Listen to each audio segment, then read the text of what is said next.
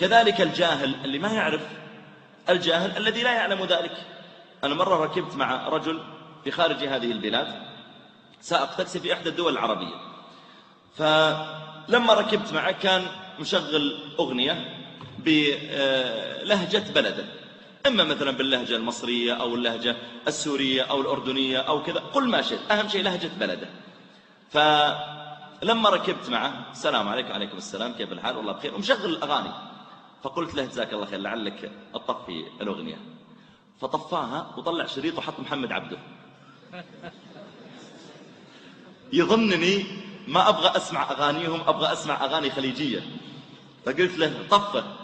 قال ليش أنت سعودي ولا كويتي؟ عندي عبد القادر مدري، عبد الكريم عبد القادر مدري. قلت يا أخي أنت ايش تظن؟ قال أنت بس ما تبغى تسمع أغاني كذا، يعني يظن يعني مصرية أو سورية أو كذا. قلت لا، أصلا الأغاني كلها حرام. طف المسجل لأنه قد شغل محمد عبده، فطف المسجل. قال حرام وأنا أعلم من وجهه أنه صادق ما يدري. قلت والله حرام.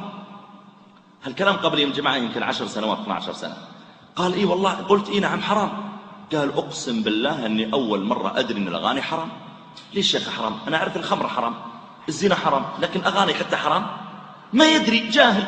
أنت اعلم لما تأتي مع الناس، يعني أفرض أني أنا أول ما فتحت السيارة قلت أعوذ بالله أغاني وطفيت وأغلقت الباب وقلت خلاص ما أبغاك، التكاسي كثيرة، بيمشي الرجل يقول ليش طيب أغاني، ايش فيها الأغاني يعني؟ هذا معطي الموضوع أكبر من حجمه.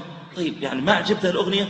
انظر للرجل بكل بساطة يغير ويحط شريط ثاني، يظن ما عجبني الشريط الأول.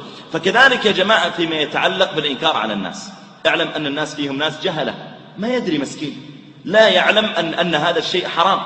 أحيانا ما يعلم في أشياء متعلقة بالصلاة، أحيانا أشياء متعلقة باللباس، أحيانا أشياء متعلقة بالعلاقات بين الرجل والمرأة، أشياء متعلقة بالنظر إلى بعض الأمور في التلفاز، أشياء متعلقة بالأموال. احرص على أنك قبل ما تنكر تتأكد هل هو يعلم أنه منكر ولا ما يدري أنه منكر. يمكن يا أخي ما يدري الرجل أنه منكر وتأتي مباشرة وتنكر عليه، فيشعر بأنك تتحكم فيه، وبالتالي ربما أن الرجل يزداد إعراضا ولا يتقبل منك وما